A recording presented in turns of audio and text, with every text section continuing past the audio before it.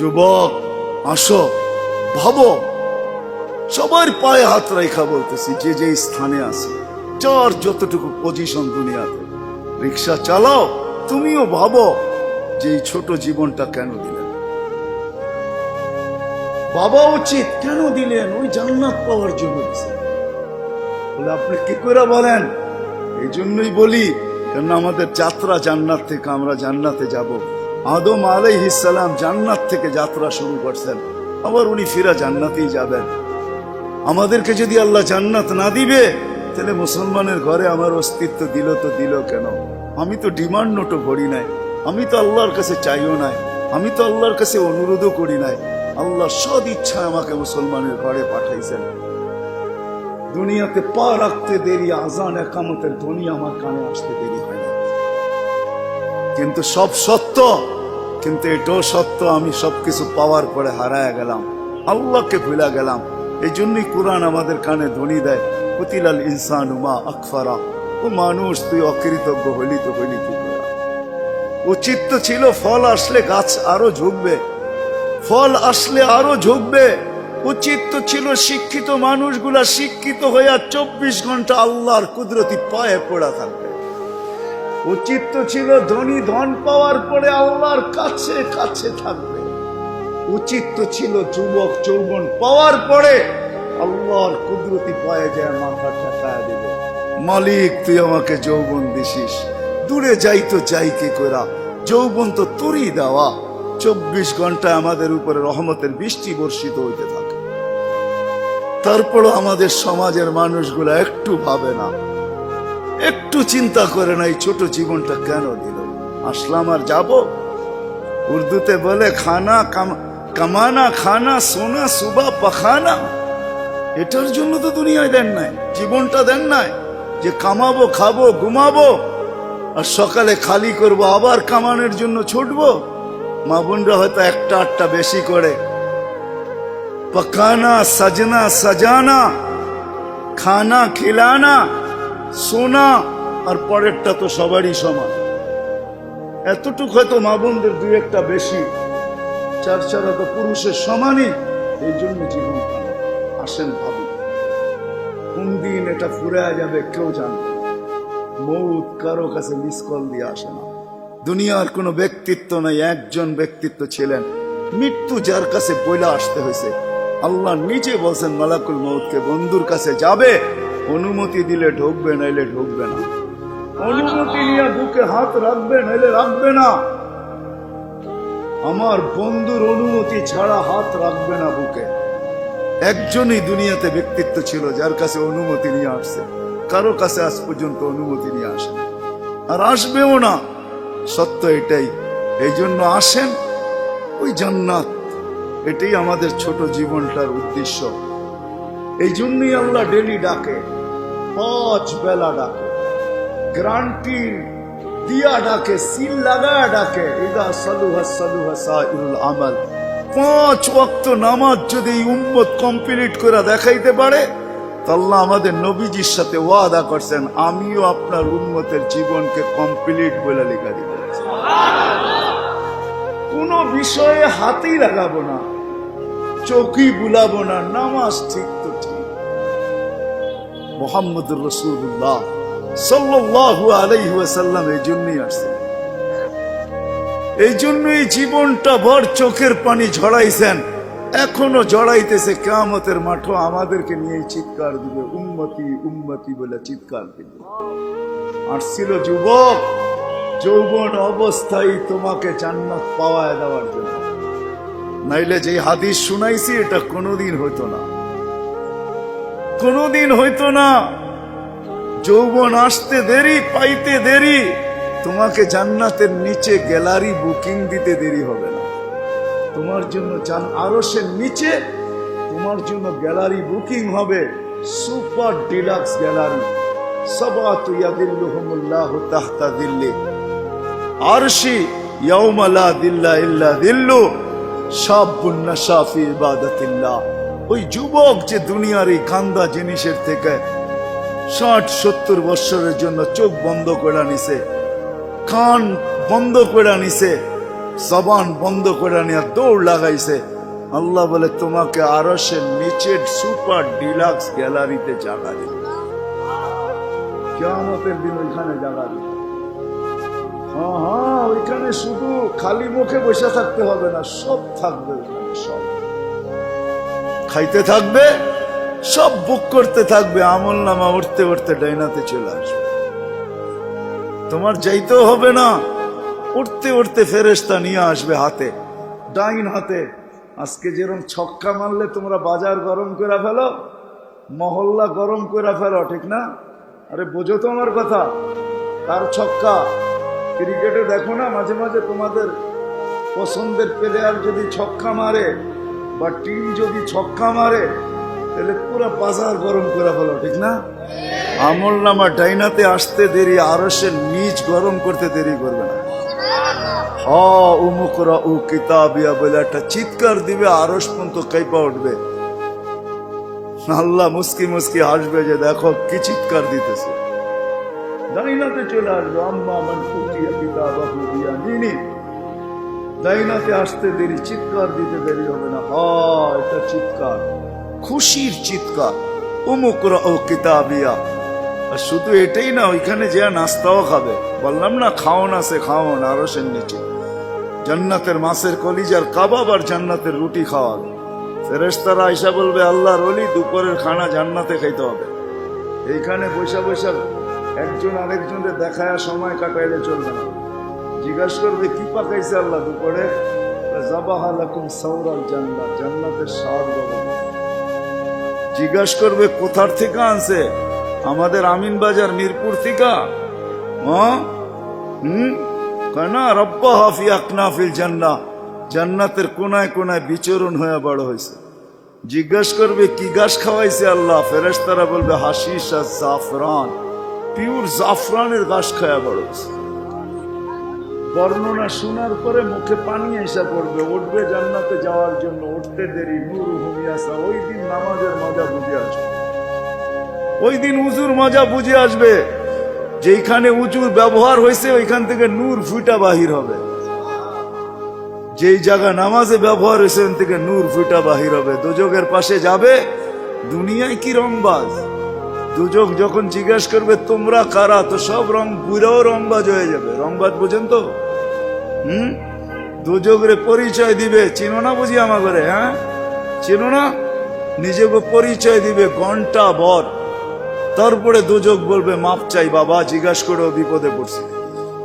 তোমরা ধীর গতিতে পার হবে না, দ্রুত গতিতে পার হবে। কাইলা তাসর, এমন না যে পদ্মা ব্রিজ নতুন দেখতে গেছো, গাড়িওয়ালা করে বলছে আস্তে আস্তে চালা, একটু দেখালোই, আবার কবে আইনা নাই, ঠিক না?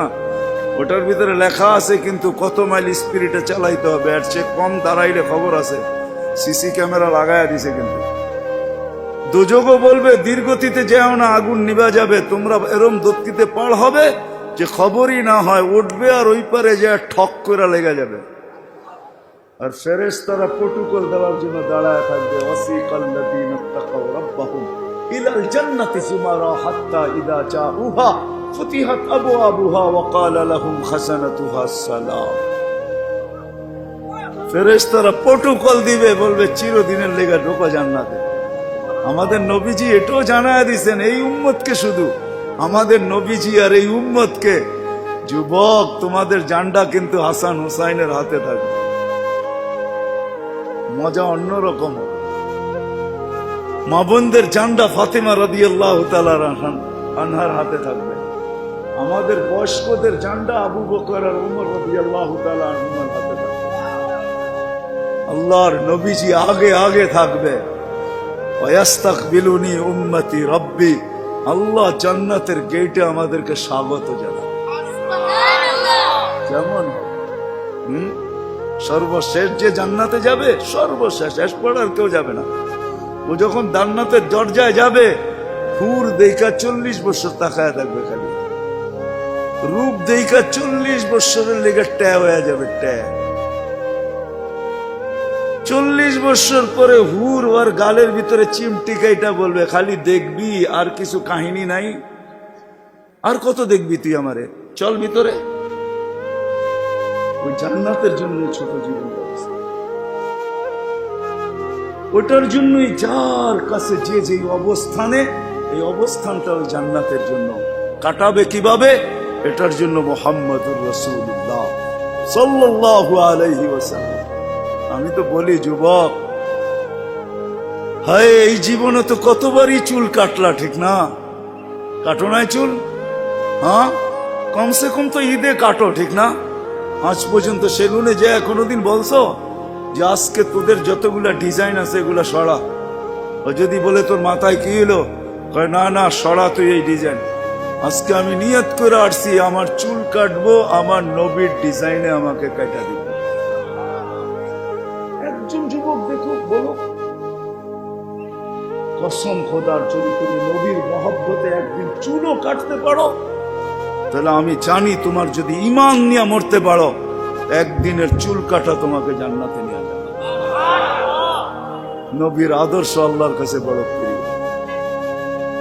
এই জন্য আসো, লম্বা করতে চাইতেছি না, আসো ছোট জীবনটা যে যেই ক্ষেত্রে আছি, যুবক যৌবনে, নারী নারীত্বে, পুরুষ পুরুষত্বে, ধনী ধনের ভিতরে যে যে অবস্থানে আসি, পজিশনে আসি, এটা ওই জান্নাত নেওয়ার জন্য। নাইলে পস্তাইতে হবে, সওয়া যাবে না, এটাই সত্য। এক এক দুযোগীর এক একটা দাঁত হবে 10 কিলোমিটার চওড়া, উপরের মারিটা হবে 160 কিলোমিটার, বসতে জায়গা লাগবে 470 কিলোমিটার। ওই পাহাড় আমি 4 বার এই 2 চোখে দেখছি, ইয়ামানে জাবালে বায়দা, যেটার সমান এক একটা রান হবে। সইতে পারবে না। তোমাকে মুসলমানের ঘরে অস্তিত্ব দিছেন এই জন্য না, তোমাকে মুসলমানের ঘরে অস্তিত্ব দিছে যুবক এই জন্য যে তুমি যৌবন দিয়েই আল্লাহর কাছ থেকে জান্নাত নিয়ে নিবে। পরের সময়টা যেটা থাকবে ওটা শুধু বোনাস থাকবে। জান্নাত তুমি নিয়ে নিবে, পরে যা সময়টা পাবে এটার জন্য তোমার পদ মর্যাদা বাড়তে থাকবে, জান্নাতে মর্যাদা বাড়তে থাকবে। কিন্তু জান্নাতের প্লট তুমি যৌবন দিয়ে নিয়ে নিবে, এই জন্য তোমাকে যৌবন দিয়েছে। আসো আজকে সবাই মিলে অঙ্গীকার করে বুলার রাস্তার থেকে ফিরে আসি আর ভাবি যে আমাকে কিন্তু জান্নাত নিয়ে যেতে হবে। ওইখানে কোনো পরিচয় চলবে না। যদি চলতো তাহলে একটা কথা বলেই শেষ করতেছি, দুনিয়ার কারো যদি নাও চলতো তাহলে আবু তালেবের জন্য চলতো পরিচয়। আবু তালেবের চলতো, যেই নবীর পিঠের ছোঁয়া পাইলে ভাগ্য খোলে। আল্লাহর রসুল খেজুর গাছে পিঠ লাগায় জুমার খুতবা পড়তেন। যেই দিন মেম্বরে উঠছেন, পা রাখছেন, খেজুর গাছ বাচ্চার মতো ফুফায় ফুফায় কাঁদতেছিল, বিলাপ করতেছিল, আমাকে বঞ্চিত করলেন কেন? পিঠের ছোঁয়া দিতেছিলেন, ধন্য হইতেছিলাম, কেন বঞ্চিত করলেন? মেম্বরে কেন পা দিলেন? আল্লাহর রসুল সান্ত্বনা দিতে দিতে এই পর্যন্ত সান্ত্বনা দেওয়ার পরে কান্না থামছে যে তোকে আমি জান্নাতে নিয়ে যাব। দুনিয়াতে তুই খেজুর খাওয়াইতে পারিস না, তুই জান্নাতে খেজুর দিবি, আমি খাবো। ওই আবু তালেবই আল্লাহ রসুলের ছোঁয়ায় ধন্য হইত। 44 বৎসর চাচার সিনায় থাইকা বড় হয়েছেন। 44 বৎসর পর্যন্ত চাচার সিনায় ছিল। ও যুবক, আমি চুল কাটার কথা এই জন্য বলতেছিলাম। আনাস ইবনে মালিক রাদিয়াল্লাহু তাআলা আনহু বলেন, আল্লাহর রসুল আমার ঘরে আসছে, আমি দস্তরখান বিছায়া দিছি, খাইছেন, দস্তরখান দিয়ে হাত মুছছেন। ওই দিন থেকে নিয়ে আজ পর্যন্ত যতদিন বেঁচে থাকবো দস্তরখানকে পানি আর সাবান দিয়ে আমি পরিষ্কার করি না, আর করবো না। যখনই ময়লা হয় আমি আগুনে নিক্ষেপ করি, আগুন ময়লা খায়া ছাই করে ফেলে, আমাকে চকচকে দস্তরখান ফেরত দেয়। একটা সুতাও জ্বালানোর ক্ষমতা রাখে না। যেই রসুলের হাতের ছোঁয়া পাইলে দুনিয়ার আগুন, দুনিয়ার সুতা পড়তে পারে না। তুমি যদি ওই রসুলের স্টাইলে চুল কাটো তো দুজক তোমাকে ধরবে, তো ধরবে করতে পারে। আমার কাছে লজিক আছে, যুক্তি আছে। আসো, কোনো পরিচয় চলবে না, চলবে শুধু মুহাম্মদুর রাসূলুল্লাহ, তার আদর্শ চলবে। এই জন্য আসেন ওয়াদা করি আজকের থেকে যে আমি আমার জীবনটাকে আল্লাহর রসুলের আদর্শে যে জায়গায় আছি, গরিব গুরবতের ভিতরে থেকে, হায় গরিব তো ভাবে দুনিয়াও পেলাম না, আমিও ভাবি গরিব দুনিয়াও পেল না, আখেরাত যেন হাতছাড়া না হয়। কিয়ামতের মাঠের আধিপত্য গরিবদেরই থাকবে। একটাই সম্প্রদায় কিয়ামতের মাঠে, যাদের হিসাব কিতাব হবে না, কানে কানে ফেরেশতা বলবে ইনতালিকু ইলাল জান্নাতি বিগাইরি হিসাব ওয়ালা কিতাব, তোমাদের হিসাবও নাই কিতাবও নাই, চলো জান্নাতে চলো। এই জন্যই আল্লাহ রসুল গরিবদের ভিতরে উঠতে চাইছেন, অহশুরনি ফি জুমরাতিল মাসাকিন। হিসাব কিতাব নাই, শুধু এইখানেই শেষ না, আল্লাহ বলবে তামাত্তাউ খামসুমিয়াতি আম হাত্তা ইয়াদখুলাল আগনিয়া। দুনিয়াওয়ালারা দুনিয়ায় ভোগ করছে 60-70 বছর, তোদেরকে দেখায় দেখায়, তোরা খাবি 500 বছর ওদেরকে দেখায় দেখায়। 500 বছর পরে ধনীদেরকে যেতে দিবে, এই পাশে বসায় রাখবে, বলে বসো আর দেখো ভিতরে কি করে। গরিব বড় বড় বার্গার লইব, 2 হাতে ধরে টানবো আর খাইব। বড় বড় গ্রিল লইব, দুনিয়ার যত খানা জান্নাতের এটা লইব, আর লম্বা লম্বা টান দিব আর দেখাইব আর চোখে টিপি দিব। কি বেরিয়েছেন কেন? ঠিক না? আমি তো মাঝে মাঝে বলি, হুজুররা কি বলবে জানি না, হুরেরও যদি আয়ে বলবো পরে অনেক সময় আছে তোর লোকে দেখা করার, যা এখন 500 বছর খাওয়ার অনুমতি দিছে, দুনিয়ার 60টা মিটায় লই, 500 বছর খায়া লই, পরে দেখা করবো বাগেন থেকে। হুরের কাছেও যাবে না। আল্লাহ ওই গরিবকেও ওই ক্ষেত্র দিছেন, ধনীর জন্যও দিছেন।